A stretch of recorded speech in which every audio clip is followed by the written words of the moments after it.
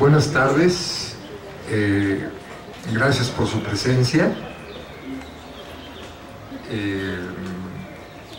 Están con nosotros ahora para la segunda parte de estos diálogos con Marx, Magdiel Sánchez y Edur Velasco, que está terminando de tomarse su café. La idea de este tramo de actividades conmemorativas del bicentenario del nacimiento de Marx es abrir un diálogo con ustedes, con el público, sobre el significado que tiene en nuestro tiempo y muy especialmente en nuestro país, en la situación actual, el pensamiento de este extraordinario pensador.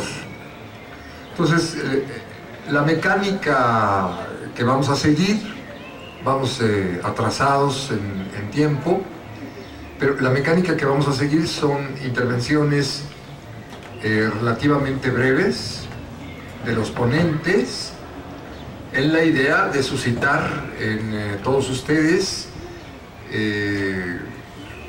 voluntad de reflexión colectiva, por supuesto, como es Marx, de discusión, porque el marxismo sin discusión no es, ¿no?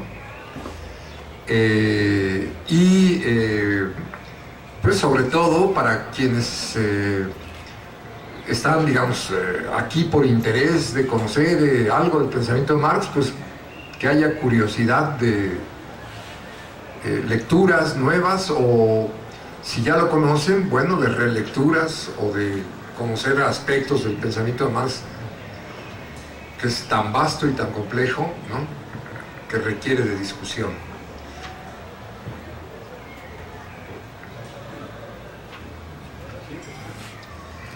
Va a comenzar Magdiel Sánchez.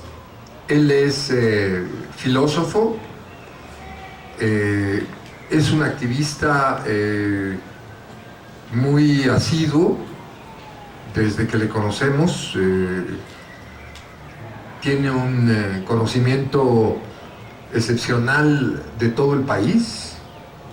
Él ha participado organizando caravanas muy significativas en México. Sobre todo la más conocida, que ustedes recordarán, fue la caravana que organizó Javier Sicilia en su momento por todo el país, al sur y al norte. Pero esa es una de las múltiples actividades que ha hecho.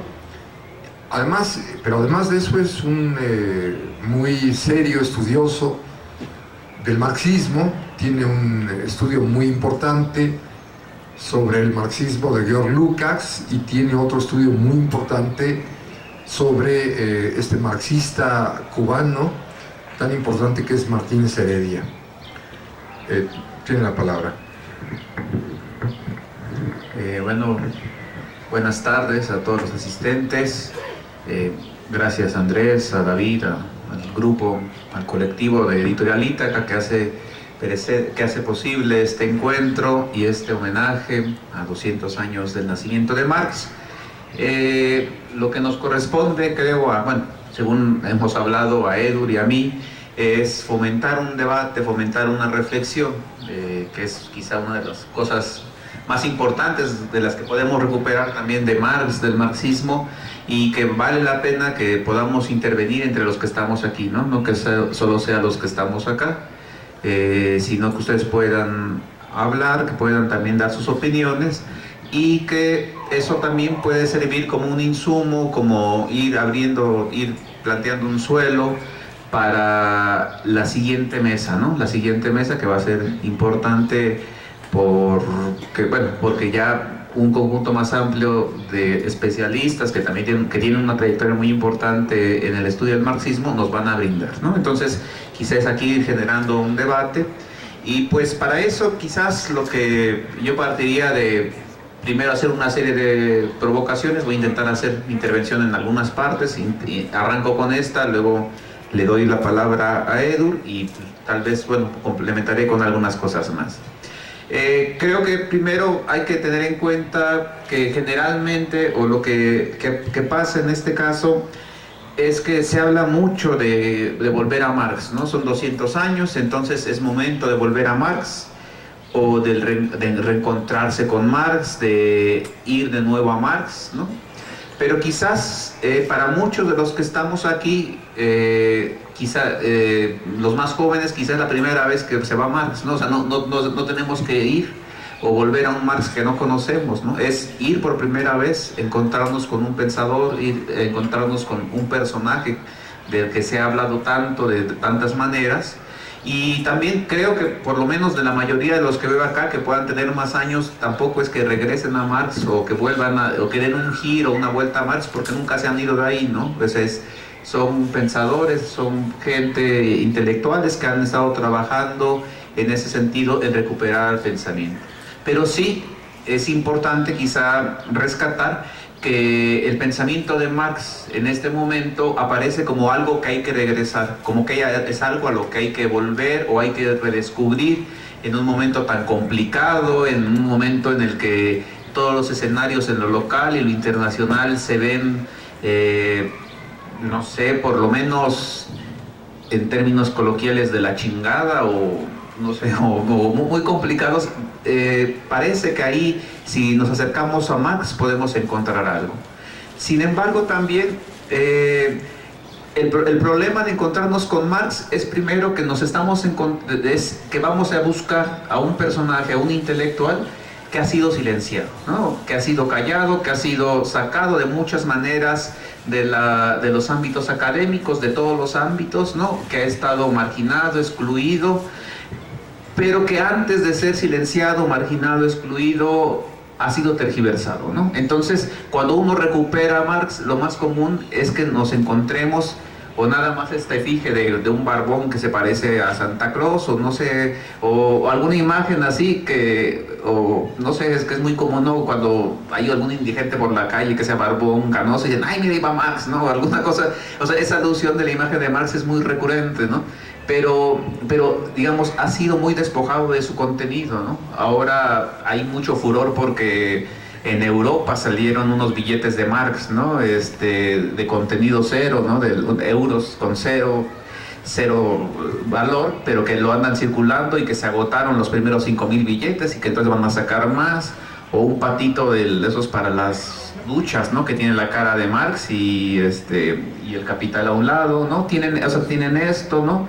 También ahí en su ciudad natal, en Treveris, pusieron un semáforo de Marx, ¿no?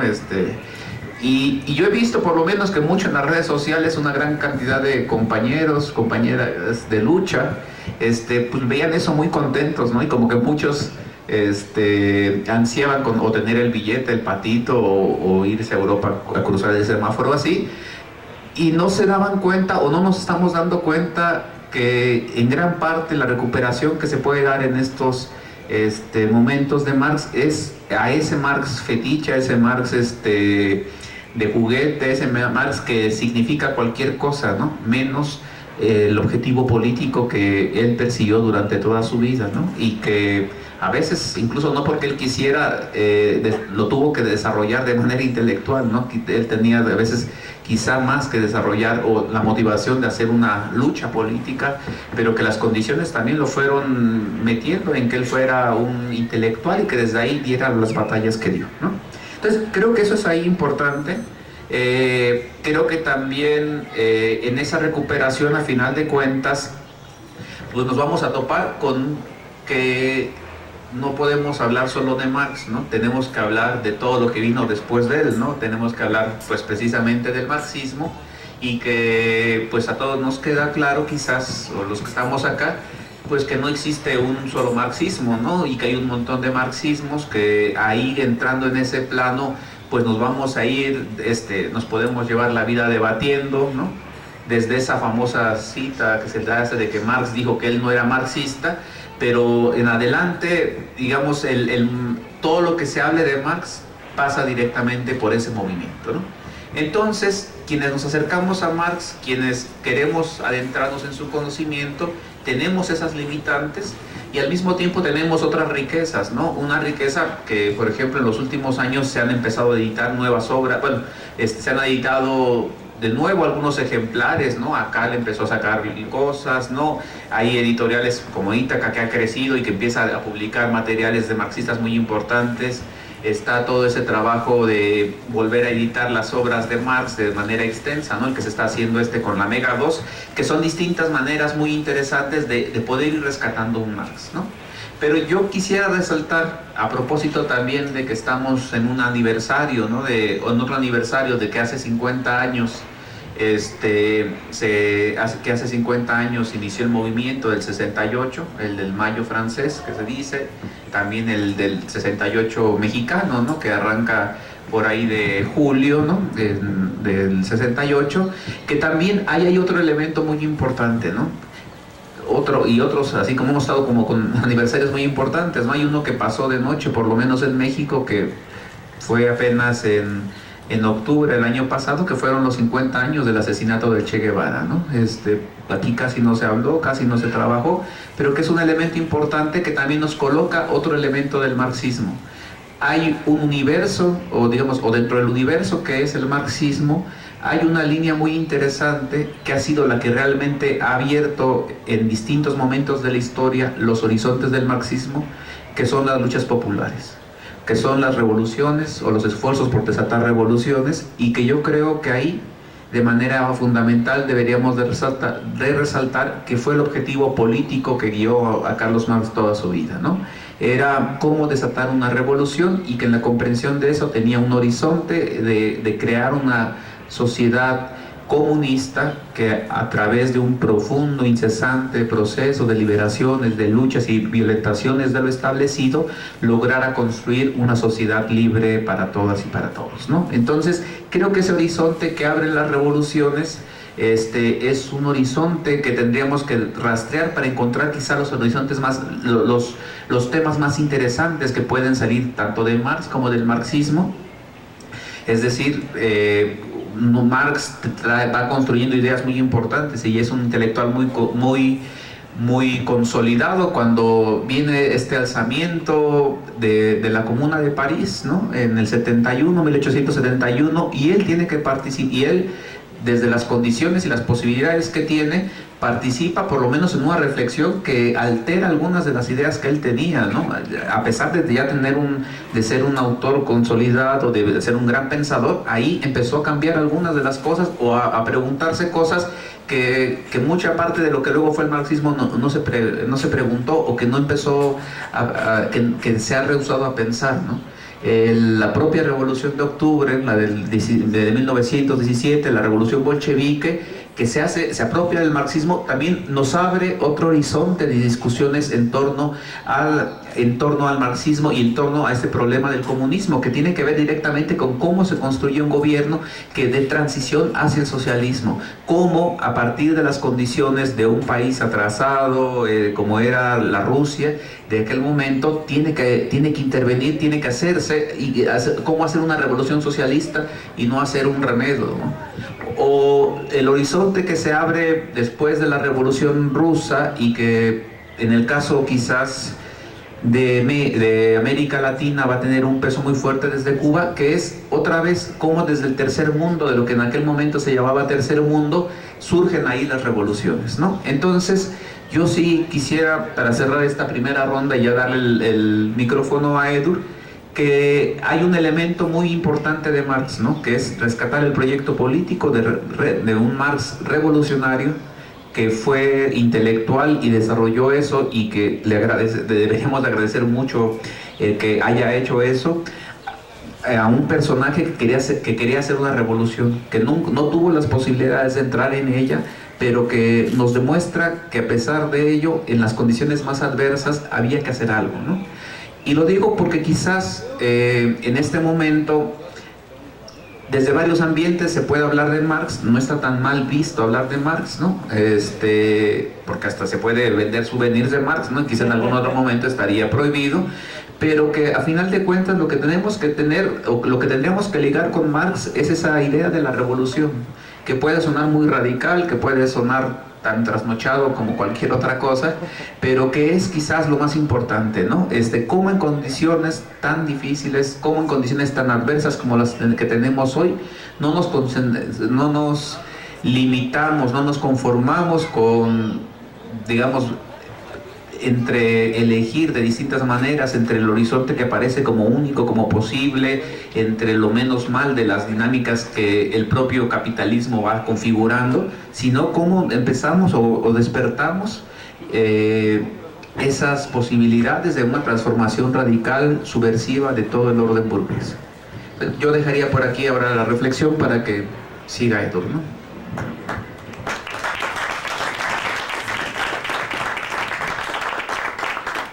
Como ven, se trata de provocar una discusión, ¿no?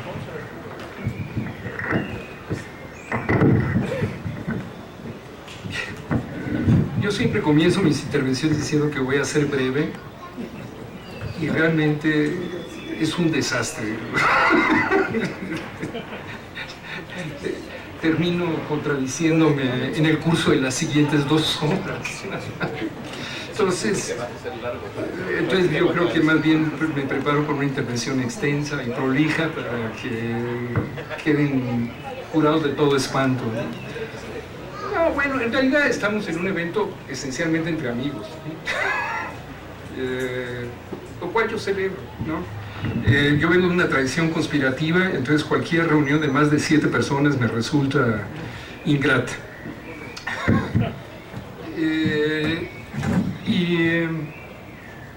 Bueno, yo quisiera decir que tuve varias disyuntivas a la hora de abordar cuál iba a ser mi participación el día de hoy.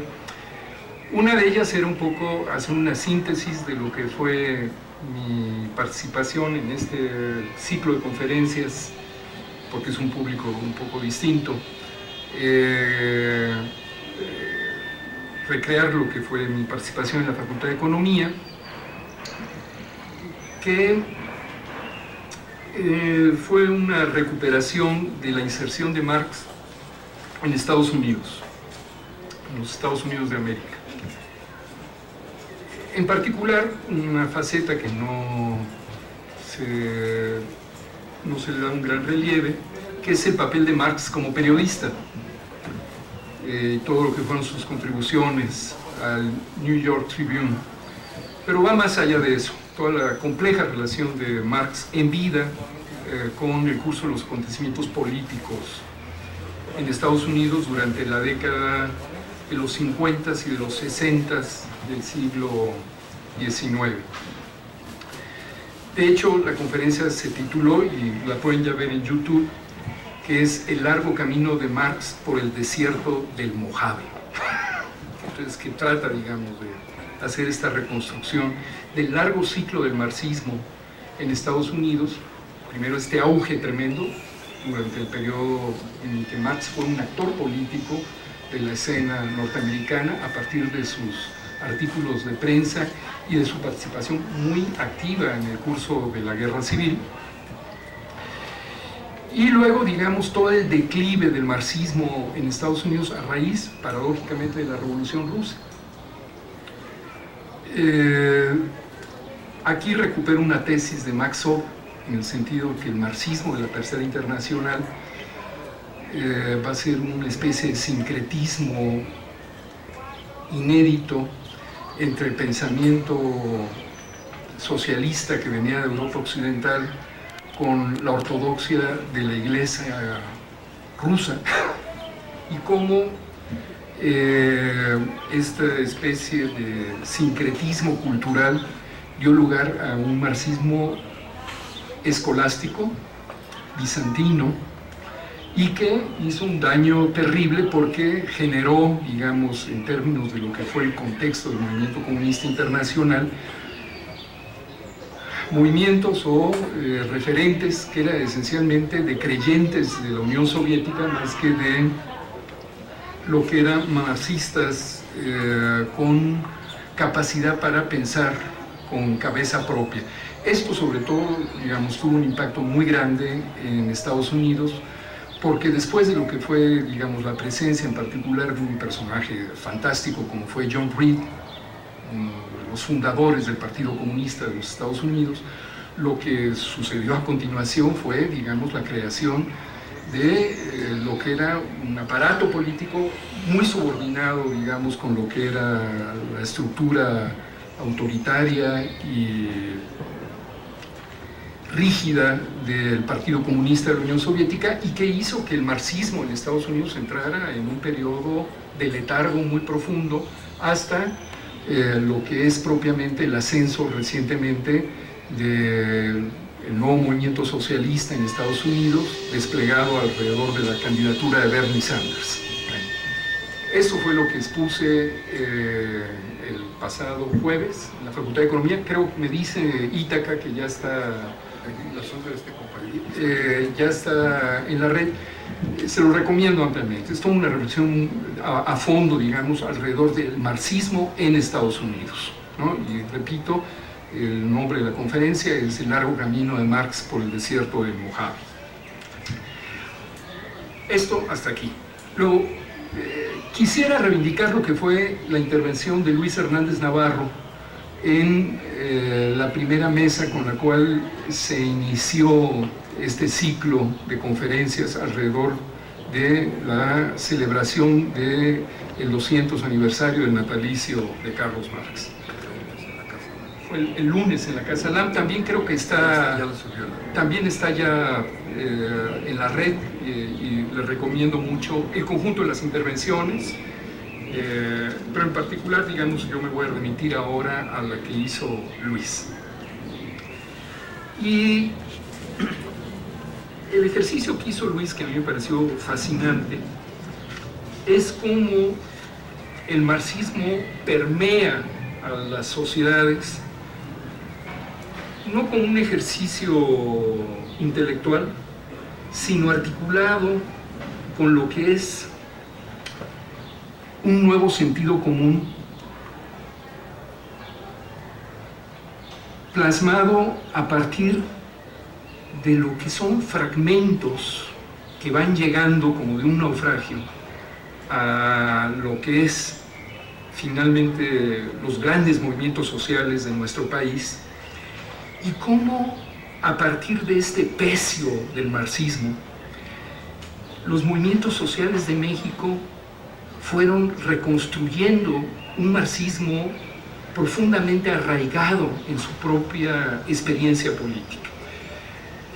Creo que ese fue en buena medida el gran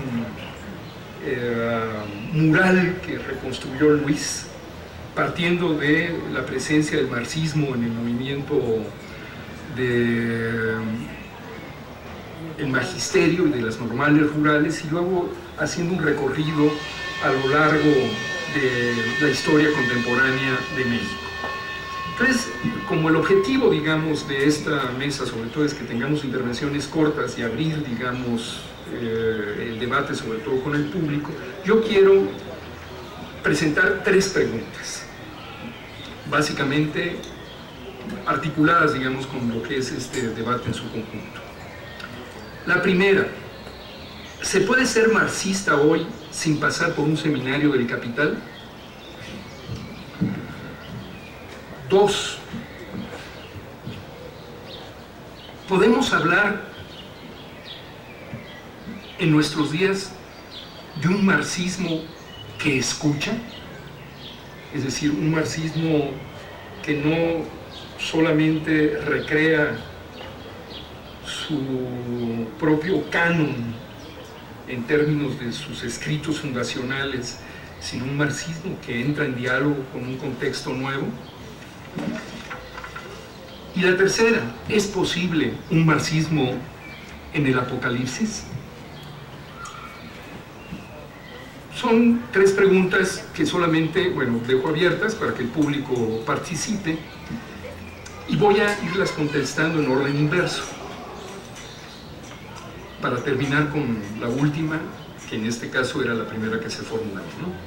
Si se puede ser marxista hoy sin pasar por un seminario del Capital.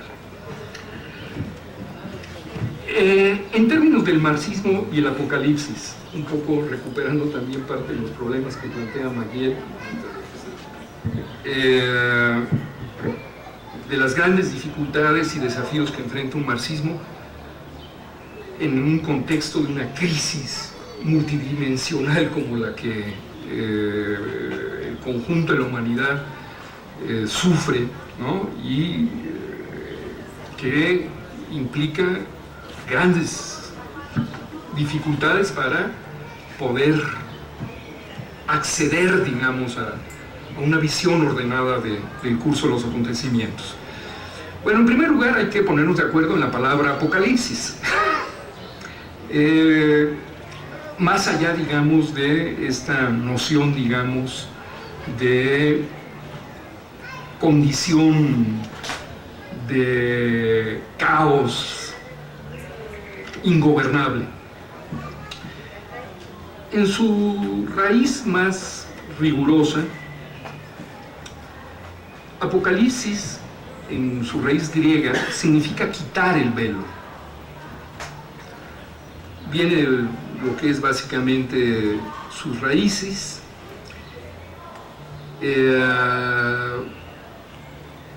en particular lo que es apo, que significa quitar, levantar.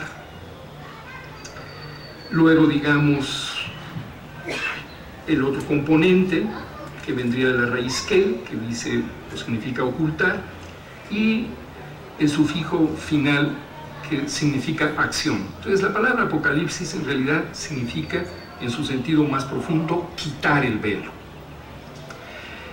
Y aquí, digamos, tendríamos que decir en qué medida el marxismo puede llevar adelante este proceso de superar la fetichización, el conjunto de falsas apariencias, todo este manto de inversiones que sacude y que distorsiona lo que es la percepción parcial de los acontecimientos que la mayor parte de los seres humanos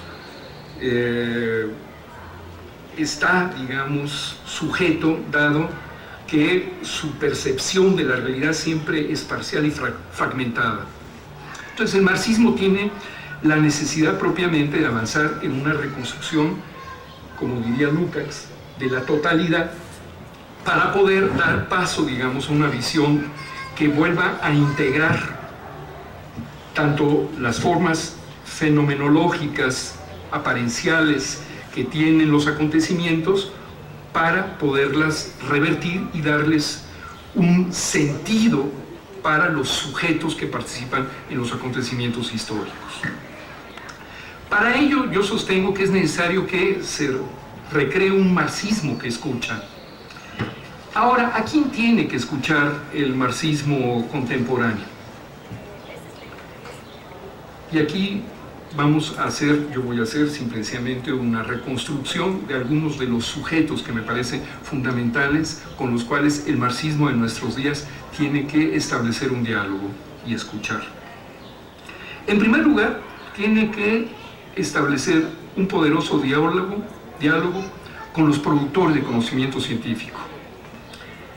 El marxismo tiene que escuchar a los nuevos sujetos del proceso de producción de valor, en lo que es el nuevo corazón del proceso de valorización, la producción de nuevo conocimiento. La relación entre el marxismo y los nuevos proletarios productores de conocimiento científico es de naturaleza crucial. Es entrar en la ciudad sagrada y por lo tanto prohibida del capital del siglo XXI. Una crítica de la economía política de nuestro tiempo solo puede ser posible como una crítica de la ciencia como potencia del capital. Y esa crítica solo puede realizarse por los productores directos de conocimiento. Es indispensable, digamos, esta reconstrucción de lo que es el conjunto del avance del conocimiento científico y tecnológico desde una perspectiva crítica. En general, esto implicaría necesariamente una relación y una ruptura, digamos, de esto que es un compartimento estanco entre el marxismo como una ciencia social y lo que es, digamos, la producción de lo que se les llama ciencias duras en el ámbito de la física, de la química, en el ámbito de lo que es toda la ciencia de nuevos materiales, en el ámbito del despliegue de todo lo que es las ciencias de la información. Hay la necesidad de reconstruir esta percepción y esta posibilidad de desfetichizar, digamos, esta apropiación que hace el capital del conocimiento científico como una potencia del capital. Es necesario, desde luego, también hacer un marxismo con un perfil de género. Lo podemos ver en esta mesa, ¿no? Claramente.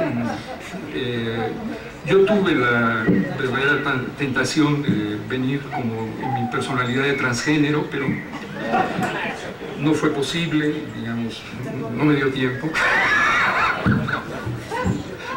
Por eso vengo con mi sombrero, ¿no?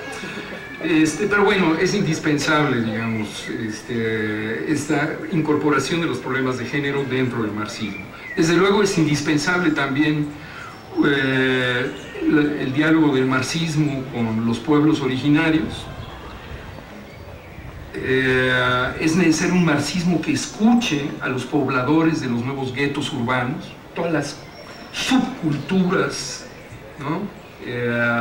Que habitan en los subterráneos de las ciudades, que son poderosísimas y con las cuales hay que establecer un nuevo diálogo, lo cual incluye, digamos, todo el submundo de las sustancias prohibidas.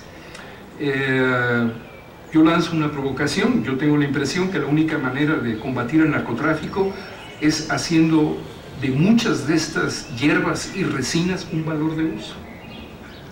Lo dejo como propuesta.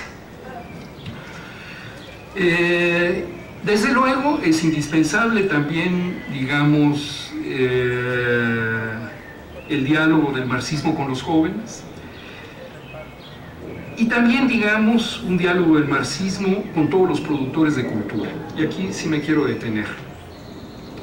¿Por qué esto es crucial? Porque corresponde a los productores de cultura el desplegar una reproducción que rompe con la de la mercancía. Todos los productores de cultura en sí crean un territorio, también prohibido, de pulsiones anómicas, así la definía Bolívar Echeverría, en relación al problema de la cultura, que implica descontinuar el torrente circular de toda reproducción capitalista para avanzar en una apropiación dionisiaca del mundo, es decir, lúdica y que rige o se rige por un principio que está en las antípodas del curso y de lo que es la circulación de la mercancía, que es el placer. Es decir, hay una necesidad de recuperar una relación entre el marxismo, el juego y el placer. Lo cual no implica que dentro de poco, dentro de este proceso de fetichización de Marx, no vayamos a construir un casino, ¿no? O un sex shop, ¿no? Pero bueno. Ya vas a liberar a los narcos. Sí, ya. No se trata de liberar a los narcos de la cárcel. Se trata de liberar a la droga de la cárcel. Por último, es fundamental, digamos, un marxismo también que escucha a la nueva Babel espiritual.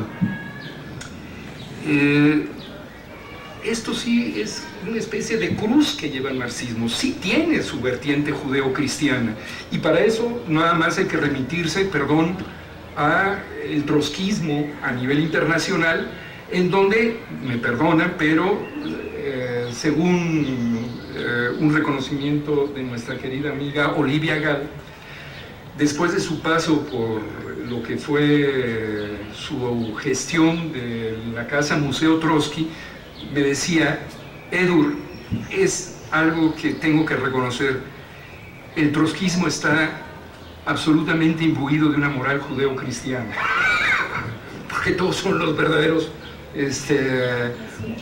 apóstol del profeta, ¿no? Entonces, bueno, mientras el marxismo en esa vertiente no rompa con este vínculo potente con el mundo judeocristiano, estamos bastante jodidos. Entonces, por lo tanto, yo lo que propongo es de que para avanzar en un marxismo más ecuménico, es importante, digamos, la discusión del marxismo con las otras dos grandes vertientes del mundo religioso, con el hinduismo y con el islam, ¿no? Y lo digo absolutamente, de una manera absolutamente seria, ¿no? Yo sí creo que es posible, digamos, un diálogo del marxismo con el islam y que hay que planteárselo seriamente, tal como el marxismo original se lo planteó en relación al mundo judeo-cristiano. Digo, la cuestión judía no fue simplemente un ejercicio de diletantismo intelectual del marxismo original. Habría que también plantearse, digamos, un texto similar para abordar la construcción de los grandes mitos, de los grandes elementos de carácter simbólico que están detrás de otros referentes religiosos y culturales. Es necesario, digamos, avanzar en esa dirección. Por lo tanto, y con esto concluyo esta parte, ya voy a terminar, se necesita, digamos, de un nuevo intelectual colectivo. Es muy difícil que individuos aislados puedan abordar tareas culturales que aborden el problema de la ciencia, todos los problemas vinculados al gran tema de la familia, digamos. Cuando me refiero al problema de género, me refiero al problema en general de las formas de reproducción social del consumo por fuera del capital y las relaciones que la gente establece de carácter afectivo para poder resolver, digamos, su propia reproducción y su condición. Todo el tema de la familia es un problema crucial, con todas las derivaciones que eso implica. Todo el problema, digamos, de los pueblos originarios y de la sabiduría precapitalista de los pueblos originarios. Pero si ustedes van viendo todos los aspectos que fui señalando, esto requiere de un intelectual colectivo. Es muy difícil que un individuo o un grupo pequeño de individuos pueda llevar a cabo este proceso de la recuperación o la reconstrucción de la recreación de un marxismo para nuestros días, para nuestra época. Es decir, necesitamos un marxismo que esté en diálogo con el tiempo del mundo. Y eso es indispensable para llevar a cabo una nueva ilustración. El marxismo, en un cierto sentido, fue fruto, digamos, del gran ejercicio de recreación de una cultura popular presente en la Revolución Francesa. Y ahí yo sí recupero un elemento que sugería Luis Hernández Navarro, ¿no? en lo que fue su intervención del pasado día lunes. El marxismo es inexplicable sin la presencia de toda la cultura socialista, política, masiva, que implicó el despliegue de la Revolución Francesa, un proceso de alfabetización. Luis vinculaba el marxismo con toda la experiencia de los maestros en la historia reciente contemporánea de México. Entonces, bueno, recuperando este papel, digamos, del nuevo sentido común, de la recreación de un marxismo popular, ¿no? Requerimos, por lo tanto, de un ejercicio que sea mucho más capilar, no puede ser tan autoritario. Y yo creo que ese es el sentido, digamos, profundo de la intervención de Luis el pasado lunes, que yo reivindico a cabalidad, puntualmente, de lo que fue, digamos, el conjunto de ideas que virtió ese día. Ahora, paso por último, por lo tanto, a la última pregunta. ¿Se puede ser marxista hoy sin pasar por un seminario del Capital? Yo digo que sí. Siempre y cuando los intelectuales marxistas que han leído el Capital estén dispuestos a escuchar el ruido del mundo y sumar su noción de necesidad radical, como la planteó con toda potencia Andrés Barreda el lunes también, para que puedan sumar su noción de necesidad radical y empapar la misma con el tiempo del mundo. Muchas gracias.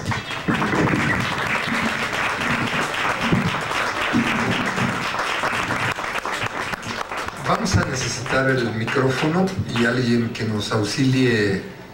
¿Quién puede ser?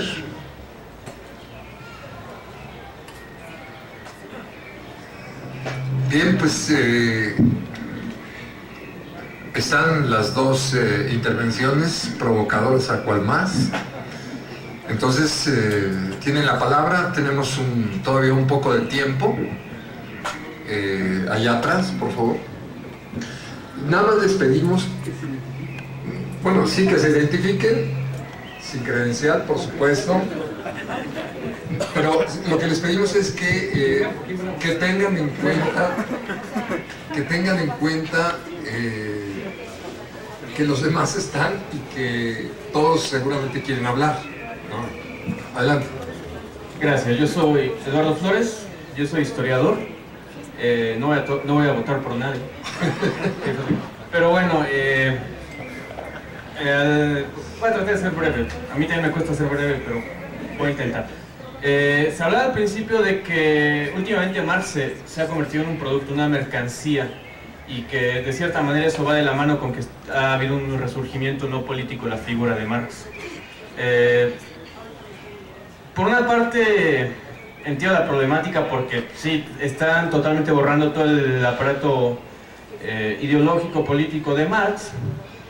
Sin embargo, posiblemente eso se puede utilizar para acercar a la gente a esta imagen. Sin embargo, yo creo que esto nos puede meter en otra problemática, que es algo que durante muchas décadas, más de un siglo, ha ocurrido, que no se ha sabido cómo juntar correctamente la teoría con la gente. Ahorita ya lo mencionó doctor, que hay que crear un intelectual colectivo. Sí, estoy de acuerdo. Sin embargo, la problemática sigue siendo cómo. Digo, en espacios no urbanos, voy a hablar del caso específico de México, el marxismo ha resurgido o se ha mantenido bastante bien. Tenemos el caso de las escuelas rurales, el caso de las autodefensas. Yo creo que el caso más hablado es el del zapatismo en Chiapas, que no es marxismo, pero tomó mucho de él. Sin embargo, en espacios urbanos donde el conocimiento es muchísimo más, no controlado, pero se tiene los medios para imponer cierto conocimiento, ¿cómo se puede romper esa sección entre los grandes intelectuales, entre las universidades y la gente común? Yo creo que, espero que la editorial Ítaca no me vaya a decir nada, pero a veces muchos de sus libros son bastante caros. Igual Acal, no, de hecho Acal son muchísimo más caros que los de Ítaca. Entonces, vamos a subir el precio. No, por favor, no. Entonces, ¿cómo puede ya ni siquiera un alumno universitario que va a una librería y dice, ay, mira que este libro de, no sé, de Zizek, que cuestan como 600, 700 pesos, ¿cómo podemos empezar a tratar de que este conocimiento de estos libros tan caros, que pueden ser bastante buenos, cómo puede empezar a bajar? Haciendo bibliotecas colectivas con esta intelectualidad que usted propone. ¿Y cómo podemos hacer estas, híjole, no quiero usar la palabra cruzada porque no, pero cómo podemos empezar a hacer estas conexiones entre las universidades y los centros urbanos más pobres? Gracias. Muy bien. ¿Alguien más quiere intervenir?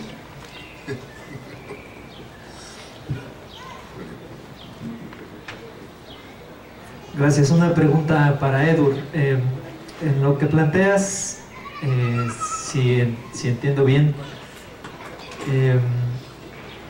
parece que hay mucho trabajo por hacer, como que habría que empezar casi de cero, ¿no? Marx, sabemos todos, ha sido un autor al que tampoco se le ha escuchado por las versiones tan distorsionadas desde la derecha y desde la que se dice izquierda, que se han construido de su obra. Y de su vida incluso, ¿no? Entonces, mi pregunta es, ¿qué tanto el propio Marx y no el marxismo, o el pseudo-marxismo, qué tanto el propio Marx haya entablado un diálogo en múltiples vertientes de las que tú has mencionado, como para plantear la pregunta de si hay que empezar de cero o ya hay un camino andado, ¿no? No solamente de que todos estos movimientos que están dispersos, que se comprenden como luchas aisladas, que no tienen nada en común que las articule, en qué medida ellas también les vendría bien a nosotros como sujeto social disperso escuchar a Marx, y en qué medida ese diálogo fue ya comenzado en su propia vida y en su propia obra, ¿no? Esa sería la pregunta. Gracias. Sí, Adolfo.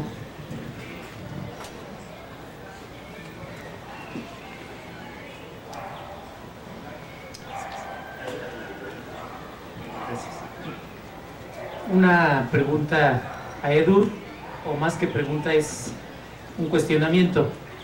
En el Manifiesto Comunista, Marx habla de varias formas de socialismo y a una la denomina socialismo burgués.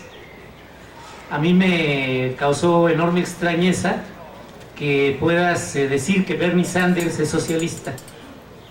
No llega ni siquiera a socialismo burgués, y que me ubiques como un renacimiento del pensamiento crítico marxista en Estados Unidos me parece muy cuestionable, porque él, pues desde luego lleva décadas de ser senador, es un hombre sumamente acaudalado.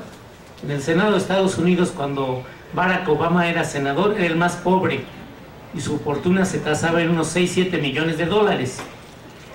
Bernie Sanders tiene muchísimo más. Y cuando no le dieron la candidatura del Partido Demócrata, que es un partido del capital financiero, un partido de la gran burguesía estadounidense, él llamó a votar por Hillary Clinton. Entonces, de toda tu presentación es lo único que me genera rechazo. Me parece un error. Es decir, no todo lo que se llame socialismo es socialismo. No todo lo que brilla es oro. Marx planteó que había que distinguir la apariencia de la esencia. En fin, ese es un cuestionamiento. Por lo demás, pues me pareció sumamente estimulante y muy interesante toda tu presentación. A ver, allá. Nada más quisiera retomar la última parte del doctor Edur en relación a de que vuelve a plantear él que desde arriba, desde la intelectualidad o desde la ciencia, hay que buscar el camino de acercamiento hacia los luchadores, hacia la sociedad que está sufriendo. Bueno, así lo entendí yo. Entonces, si fuera así, yo quisiera nada más informar que es precisamente al revés.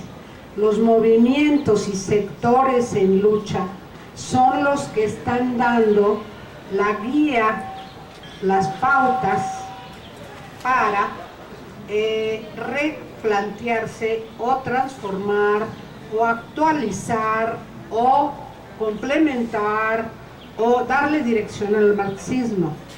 En el caso de los zapatistas, no hay otra organización social, ni el proletariado industrial, comercial, de servicios, etcétera, quien está contra el capitalismo, ¿sí? Ellos sí lo han dicho, sí lo han declarado, son anticapitalistas, ¿sí? En el caso de las mujeres en lucha contra la violencia, contra la violación, etcétera, están hablando contra un sistema degradante, deplorable, o sea, ya un patriarcado aunado al capitalismo, ¿sí?, que ya no permite la vida, es decir, es la extinción. Por lo tanto, el mismo movimiento de mujeres, el mismo movimiento feminista, los programas, las organizaciones, están reivindicando el derecho a la vida que no da el capitalismo, que no da el proletariado. Es decir, ya estos sectores llevan dentro de sus planteamientos teóricos y prácticos y sus banderas de lucha y sus demandas un rompimiento total hacia un sistema contra el cual el marxismo se erigió, ¿sí? El capitalismo, la propiedad privada, ¿sí? Que atenta contra todo. Ya está. Aquí lo importante es cómo recuperar todo. No se diga el racismo. El racismo mismo es otra lucha, otro sector, otra bandera, otro espacio mundial, donde sea que pongamos la mirada en el planeta, ¿sí? La lucha antirracista también es una lucha anticapitalista, antipatriarcal, antideshumanización, que es lo que vivimos, ¿sí? En esta globalización ya la deshumanización está en todos lados, ¿sí? Entonces, en este sentido, me parece muy acertado esa búsqueda que tú planteas para lograr recoger lo que ya está en el mundo y qué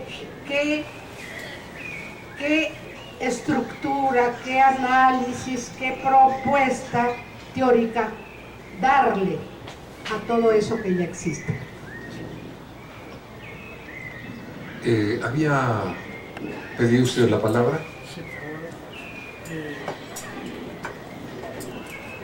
bueno, primero me quedo con la pregunta esa que dice: ¿se puede ser marxista sin un taller o sin un seminario?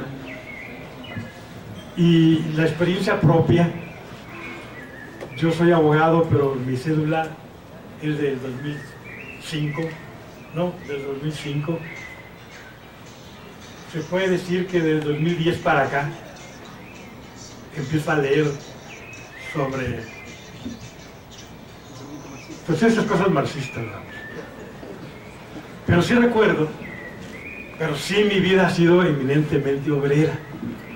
Me acerqué un poco, porque fui electricista chavo, a lo que fue la tendencia democrática del SUTER. Vine a hacer marchas, nos pusimos en el Zócalo en 74, 75. Y me acerqué un poco al Instituto Superior Rafael Galván cuando se formó.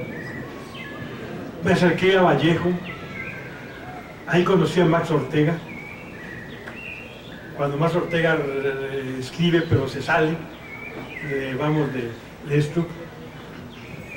Y recuerdo que Vallejo, Demetrio, cuando se refería, y yo me sentía un poco parecido, de que los chavos, los compañeros de la escuela que uno veía, traían su 1+1, su morralito, su greña un poco larga, y bueno, y hablaban de un lenguaje que para mí era ininteligible, no entendía. O sea, los sentía desclasados. O sea, como que ya no formaban, o sea, como que aquel que se empezaba a estudiar, a leer, dejaba, ¿cómo se llama?, toda la cuestión laboral y hasta cambiaba su lenguaje y ya no era igual.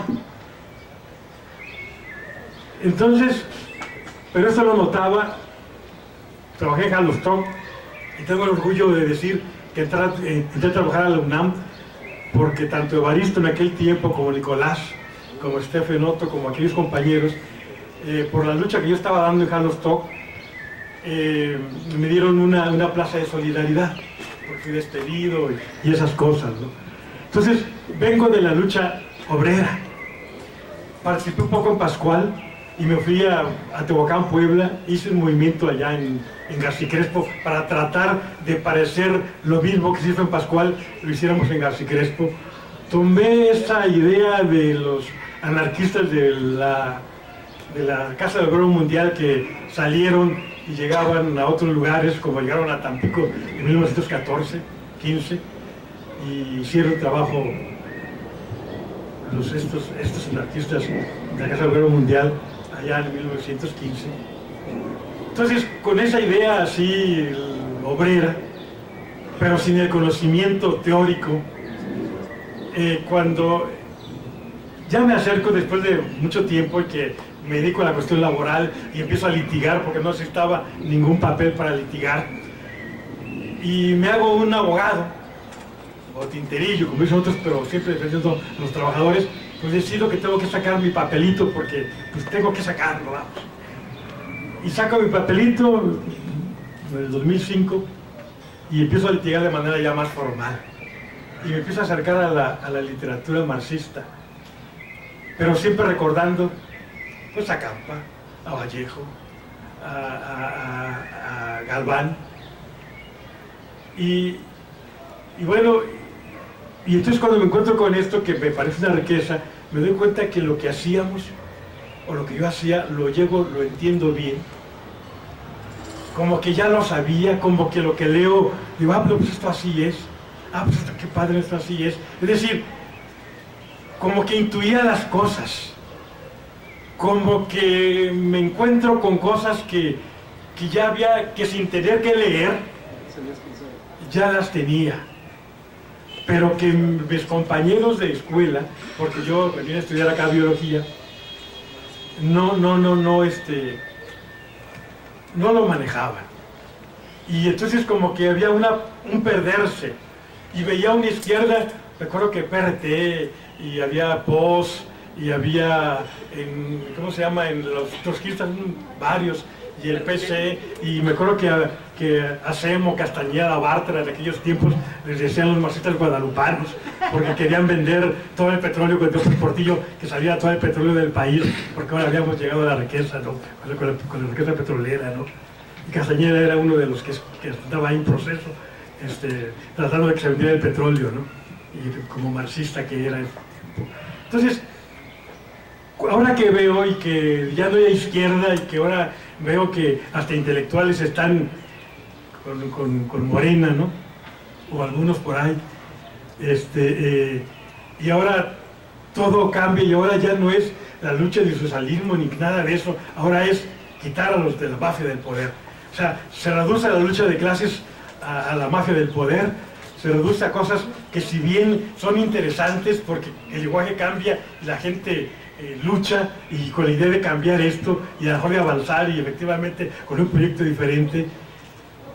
¿Hasta dónde el lenguaje, todo este lenguaje que a veces cuando uno se acerca a Marx no lo entiende? Y uno dice, bueno, ¿por qué diablos los intelectuales, los que hablan español, no pueden traducirse en un español más simple? Y cuando decía la compañera, los zapatistas empiezan a hablar y uno les entiende y se entienden ellos y reducen las cosas a un lenguaje tan entendible.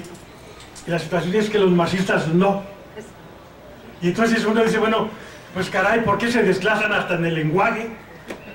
Esa es la visión que siempre tuve y que ahora cuando trato yo de ver lo que he leído de Marx, que ha sido muy poco, o de Sánchez Vázquez, que empecé a leer ahí, los libritos de Grijalvo de aquel tiempo, y que ahora vengo a México porque ahora ya no vivo aquí, vengo a México y efectivamente veo que los libros son muy caros. Ahorita por cierto que tú me dijiste 200 pesos, no, pues yo sigo siendo jodidón, o sea, no gano para vivir muy bien. Entonces sí, pero ¿qué hago? Fui a economía y vi que estaban de a 20 pesos, de 40 pesos, me compré el de la CTM, el número 5 de sus memorias, vamos, del CTM. ¿Por qué? Porque forma parte de la historia del movimiento obrero, ¿no? Y entonces como que la cuestión de Marx, aunque tenía que ver con el trabajo, pero totalmente desfasado de la cuestión de la cuestión obrera. Y la cuestión obrera, bueno, la tuvo la UOI en su tiempo, pero qué bárbaro, ¿no? Recuerdo de las marchas que se hacían de la UOI, y recuerdo de la intersindical, y recuerdo de la cocina, y recuerdo todos estos, ¿no? O sea, había tantos grupos, el FATIC, etcétera. Entonces, pues Pancracio Taibo con su periódico Mural, que sacaba cada semana, cada mes. Es decir, todo este mundo obrero, desde bien abajo, y la cuestión de Marx ahora, como que ahora tenemos más acceso a él, ahora como que me doy cuenta que hay mucho marxista, o sea, marxista de mi edad, así de nuestra edad, y me da gusto que el chavo que está aquí, bueno, pues qué bueno nada más que no se pierde el lenguaje, que le pudiera hacer para que sus chavos, sus compañeros lo puedan aterrizar. Y me da mucho gusto que sea muy chavo, porque uno cuando estaba chavo, pues no, o eso en la universidad lo aprende uno, porque uno acá pues no. Y la cuestión sindical obrera es lo más importante como para poder llegar. Gracias.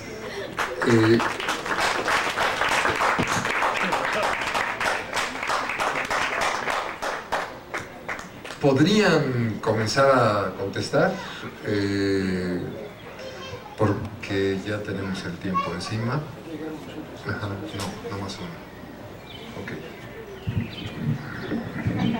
Sí, yo quisiera quizás insistir en algunas cosas de esta primera intervención que tuve, porque creo que hay algunos elementos importantes que tendríamos que recalcar, ¿no? Bueno, además de que creo que todos estamos de acuerdo con que terminando las mesas podemos hacer una expropiación de los libros de Ítaca para pedir. No es cierto. No, ese era un chiste nada más para poder luego ponerme medio más serio.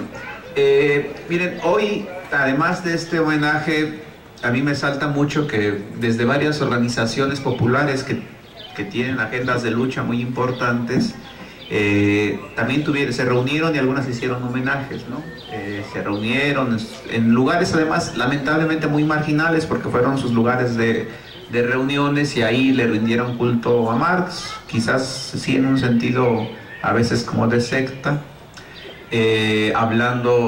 insistiendo mucho en la política revolucionaria, la revolución comunista, cantaron la Internacional y todas estas cosas. Y no sé, a mí me resulta un poco extraño, entiendo la naturaleza de este acto, que es de manera muy distinta, pero pensándolo desde el lado de los movimientos sociales, me desconcierta que, bueno, a los 200 años del nacimiento de Marx hacen eso, y no sé, cada año que pasa de la muerte de Zapata, se mueven a la Zagarpa para que les den fertilizantes, para que les den proyectos, créditos, etcétera, ¿no? O sea, ahí hay uno de los problemas, si se quiere, de la política, de los que asumimos o se plantean algún reto revolucionario, que es muy grave, ¿no? Incluso de cómo hay otras figuras que nosotros estamos dejando de lado, ¿no? Incluso a pesar de las circunstancias que tienen y que han sido muy golpeados, quizás una de las maneras más consecuentes de una reivindicación de ese tipo de Marx es la que había en la gente de Atenco, por ejemplo, ¿no? Que los 5 de mayo, pero por el otro fecha simbólica patriótica del país, se viste de tiznado y agarran los machetes y se enfrentan entre ellos, entre unos son franceses y otros son mexicanos, Zacapoaxtlas, ¿no? Nacos, y que se enfrentan y ahí hacen una recreación de eso, ¿no? Que a mí se me hace que quizá es hasta un cierto tipo de homenaje más importante, incluso en un país en el que, si tenemos que acercarnos algo al marxismo, tenemos que pensar en todo lo que tiene que ver con la dinámica del capitalismo mundial, del imperialismo, y que es algo que ahí está, ¿no? Y que tenemos una fecha tan importante como esta del 5 de mayo, que no es la única, no están las otras fechas de las guerras en contra de Estados Unidos, pero que nos refleja ahí una importancia que tenemos que recuperar. Otra cosa que creo que es importante incluso recuperar mucho de Marx es un prólogo que tiene a la crítica de la filosofía del derecho de Hegel, ¿no?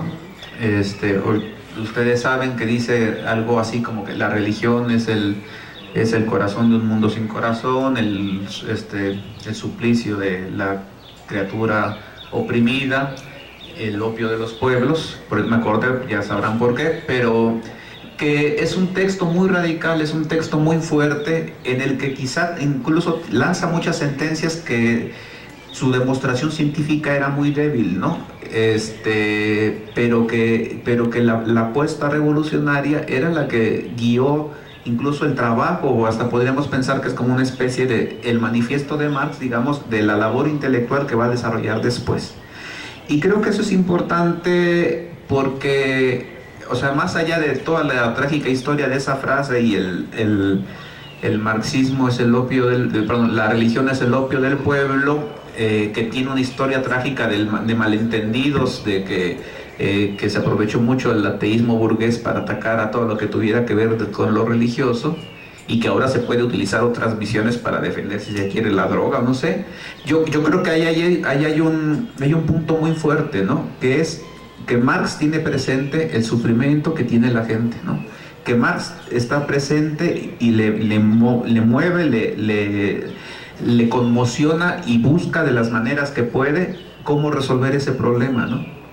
Y yo creo que ahí, y en el centro de ese manifiesto, está este tema de la política revolucionaria, y yo lo digo porque quizás por las historias que uno tiene, por no sé, sí me salta esto que dice Edur, ¿no? Por decir del tema de que el marxismo tendría que pensar si las drogas las hace un valor de uso, ¿no? Y dijo varias de esas, no sé, de las químicas estas que hay, ¿no?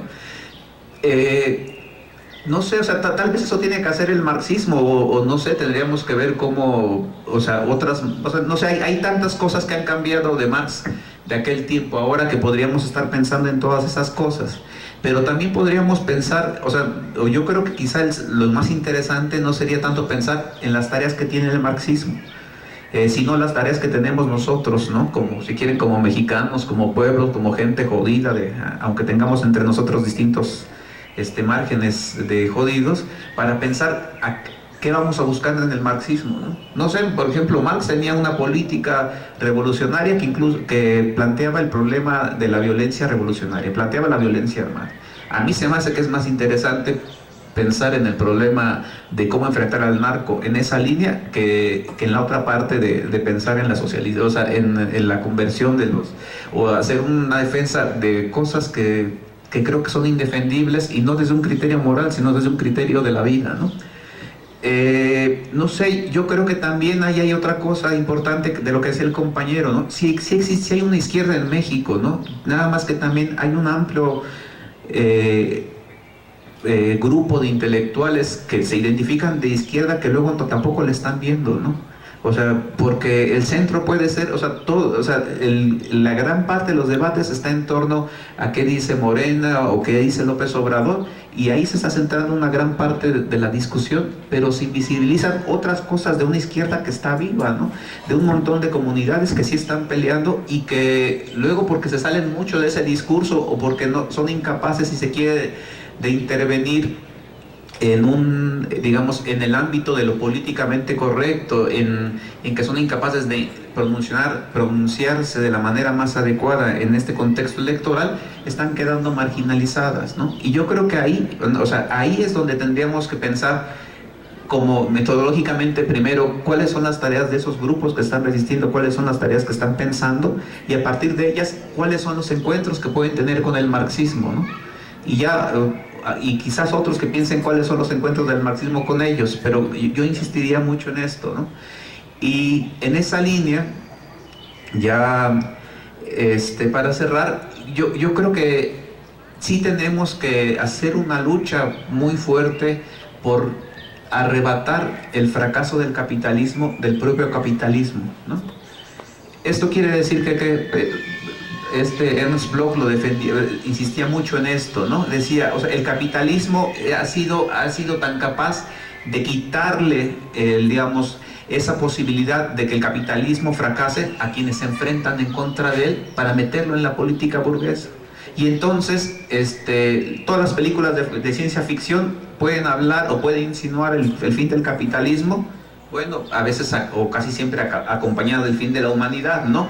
O para muchos de nosotros, de repente, ante los niveles de destrucción ambiental que hay, puede el latino de la esperanza que, bueno, que por lo menos en una de esas se acabe la humanidad, y que en no sé cuántos millones de años vengan otros seres menos jodidos que nosotros, que no se les ocurra inventar el capitalismo, el libre, no sé, alguna cosa así.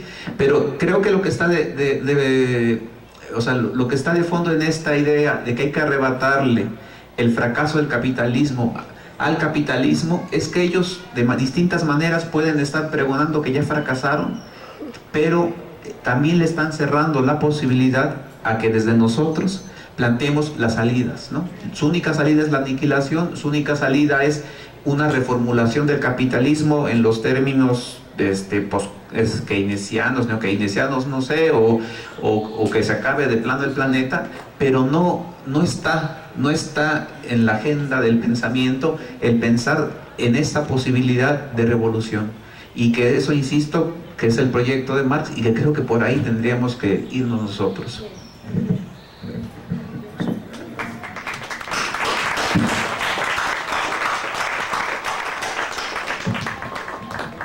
que las intervenciones de ustedes fueron mucho más interesantes que las nuestras. Para empezar, ¿no? Entonces yo lo que celebro es de que pues, tengamos este diálogo tan chingón con Magda, con el compañero, con el otro compañero. Segunda cosa, yo creo que hay que recuperar una idea muy bonita de Bertolt Brecht en conversaciones con el señor Koiner, que dice en un momento, digamos, en uno de los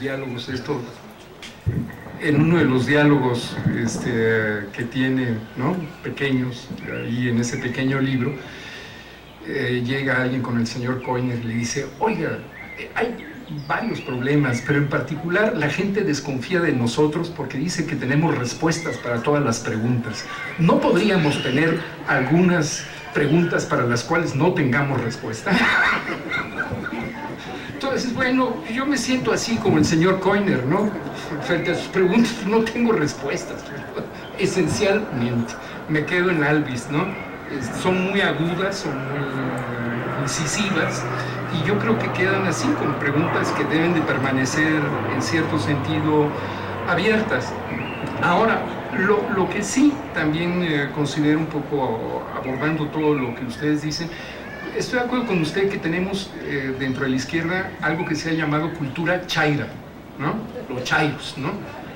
Y yo, frente a esta categoría de la cultura chaira, yo digo, no, para nada, ¿no? Yo estoy a favor de un marxismo naco. Chairo no, naco, ¿no?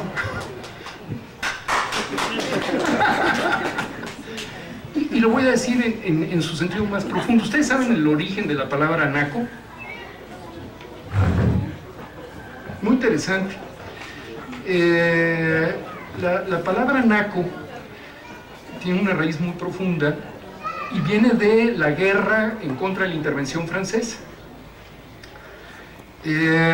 Buena parte de los liberales que seguían a Juárez eran gente de razón, gente ilustrada, gente que había pasado, digamos, por una formación intelectual. De hecho, se le conoce como una de las generaciones de intelectuales más creativa, más potente, más genuina. Realmente fue una generación excepcional, ¿no? La generación de los intelectuales, Vicente Río Palacio, Ignacio Manuel Altamirano, en fin, ahora sí que recuperando parte de lo que es, son puros nombres de escuelas primarias, ¿no? ¿No? Yo estuve en la Enrique, yo cursé mi escuela primaria en la Enrique C. Rebsamen, que también era un intelectual liberal, no en la Rebsamen, que se cayó, por cierto, la que estaba vinculada con la Normal del Estado en el estado de Veracruz. Yo soy de Veracruz. Entonces, bueno, ¿qué ocurre con estos intelectuales? Llegan los franceses, pues se da la batalla del 5 de mayo, por cierto, viva mi general Zaragoza y los héroes que nos dieron patria, ¿no? Las armas nacionales se han cubierto de gloria en este 5 de mayo, incluidas las de Marx. Bueno, se da la resistencia, pero finalmente las tropas francesas avanzan sobre la Ciudad de México y los intelectuales liberales pues los iban a fusilar, ¿no? Entonces, no, ahora sí hay que apelarse, ¿no? Vámonos fuera de la ciudad.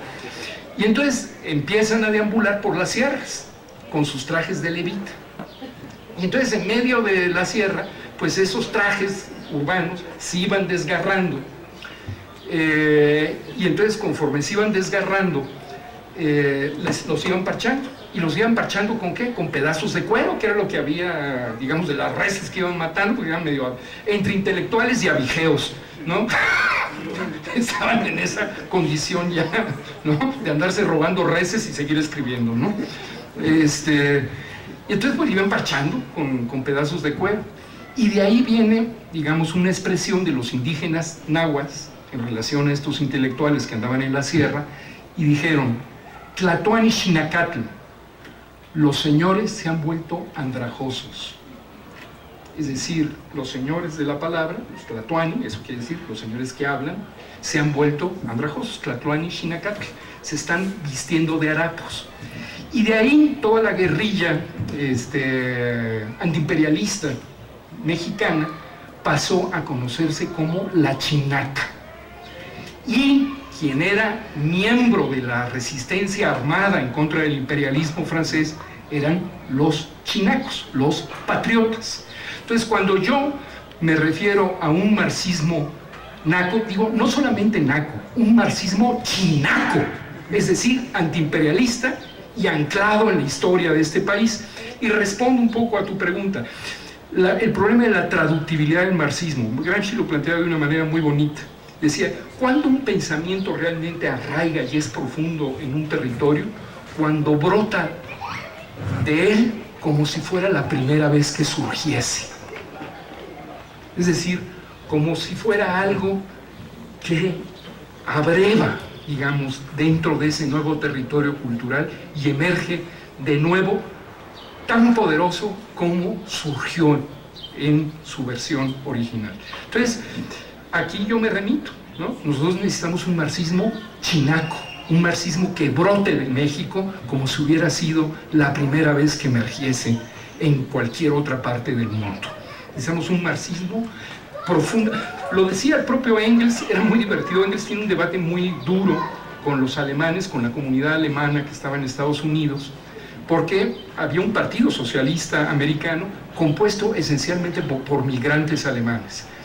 Y este grupo de marxistas alemanes, ¿no?, que estaban en Estados Unidos, su marxismo era tan puro que solamente hablaban alemán. Y toda la literatura del Partido Socialista Americano era en alemán.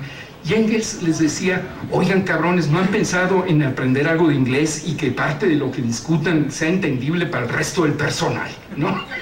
Entonces, digo, porque me parece maravilloso que haya, digamos, un partido que sea, digamos, en ese sentido, una especie de remanso o depósito, digamos, del pensamiento clásico alemán, digamos, a un nivel tal genuino y puro. Pero el único problema es de que no tiene ningún engranaje con el resto de la sociedad. Entonces lo que requerimos en ese sentido es un marxismo que también hable mexicano, ¿no? O sea, que tenga capacidad para comunicarse, como dice el compañero de Tamaulipas, ¿no? Que sea capaz de empaparse. Y en eso el periodismo es crucial. Yo por eso en mi conferencia del día jueves reivindiqué toda la labor periodística de Marx como periodista, y hacía la articulación entre los artículos de Marx en el New York Tribune con el desarrollo de los Grundrisse del propio Capital, ¿no? Como hay un paralelismo muy profundo entre la obra periodística de Marx y sus obras de mayor calado teórico, ¿no? Entonces, bueno, pues, y culmino con una cosa. Hay un personaje a mí maravilloso en el marxismo latinoamericano que se llama Miguel Mármol, ¿no? Que fue un dirigente comunista salvadoreño excepcional. Y Miguel Mármol se atrevía a ir más lejos aún que un marxismo chinaco. Decía él que estaba por un marxismo mágico, porque aseguraba Miguel Mármol que cuando a él lo fusilaron, a Miguel Mármol, en la gran represión a la Revolución Salvadoreña de 1932, de plano lo ponen le arman cuadro y lo fusilan en lo que fue la represión a la Revolución Salvadoreña de 1932. La magnitud del genocidio se contabilizó por miles y miles y miles de campesinos que fueron masacrados por el ejército salvadoreño ya desde aquella época. Y a Miguel Mármol le tocó que lo fusilaran, al grado tal que lo fusilan, él pierde el conocimiento, da por un hecho, bueno, o sea, eran sus últimos momentos, y fue para él una gran sorpresa, pasado un número de horas, que no lo habían matado. Y entonces, en medio de los muertos, buscó un sombrero, se levantó, se lo puso y avanzó hasta perderse en un río. Ya llegando al río, por toda la hemorragia que tenía, cae, ¿no?, en una piedra, y en el curso de las siguientes horas se le aparece la ciguanaba. Él lo asegura, ¿no? Y en el curso de las siguientes horas la ciguanaba interviene para salvarle la vida, al punto tal que no fallece. La ciguanaba es un personaje mítico del pensamiento y del mundo indígena salvadoreño. Entonces él decía, es evidente, la única posibilidad para construir un marxismo poderoso en América Latina es cuando hagamos de él un marxismo mágico. Muchas gracias.